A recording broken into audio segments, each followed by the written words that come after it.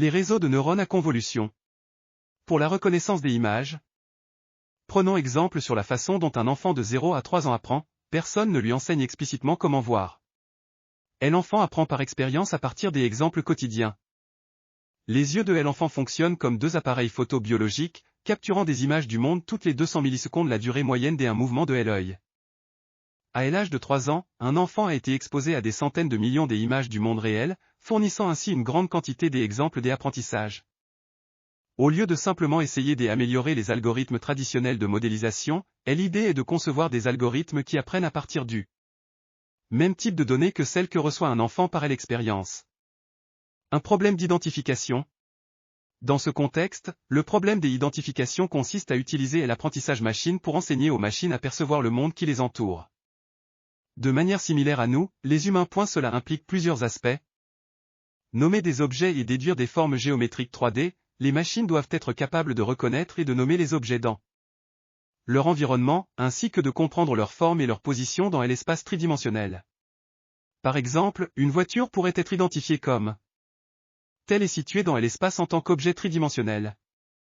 Identifier des personnes, les machines doivent pouvoir reconnaître et identifier des individus, que ce soit à partir des images, de vidéos ou d'autres types de données visuelles.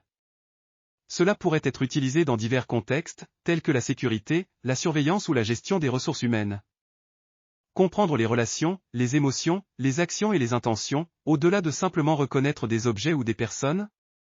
Les machines doivent être capables de comprendre les relations entre eux, les émotions exprimées, les actions entreprises et même les intentions derrière ces actions. Par exemple, une machine pourrait reconnaître non seulement qu'une personne est présente dans une pièce, mais aussi qu'elle est en train de parler à quelqu'un d'autre et qu'elle semble heureuse ou en colère. En somme, l'objectif est de doter les machines de capacités perceptuelles et cognitives qui leur permettent de comprendre et d'interagir avec le monde de manière similaire à celle des êtres humains. Faire la reconnaissance des images, des résultats impressionnants en reconnaissance d'objets. YOLO, acronyme de You Only Look Once, est un système de détection des objets en temps réel reconnu pour sa performance et sa vitesse de traitement. Performance, YOLO a été salué pour ses résultats impressionnants en matière de reconnaissance des objets.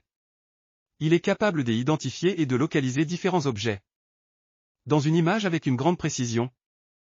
Vitesse est l'une des caractéristiques les plus remarquables de YOLO et sa capacité à traiter les images à une vitesse élevée. Sur un Pascal Titan X1, une carte graphique haut de gamme, YOLO peut traiter des images à un rythme de 30 images par seconde, ce qui permet une détection des objets en temps réel. En combinant une performance de pointe et une vitesse de traitement rapide, YOLO offre une solution efficace pour la détection des objets dans une variété d'applications, telles que la surveillance vidéo, la conduite autonome, la détection de personnes et des objets dans des scènes complexes, et bien plus encore. La reconnaissance des objets en imagerie médicale représente un domaine où l'intelligence artificielle, notamment les réseaux de neurones, offre des performances remarquables. Détection du cancer du sein, détection des cancers de la peau, détection du cancer du sein. L'IA développée par Google a démontré une capacité supérieure à celle des humains pour détecter le cancer du sein. Elle atteint une précision impressionnante de 99% dans la détection du cancer métastatique. Détection des cancers de la peau, grâce à l'utilisation de TensorFlow. Brett Kuprell a réussi à former un réseau de neurones pour détecter les cancers de la peau. Les performances de ce réseau se sont révélées supérieures à celles d'un médecin spécialisé dans la peau. Cette recherche, publiée dans Nature, a suscité un grand intérêt dans le domaine médical.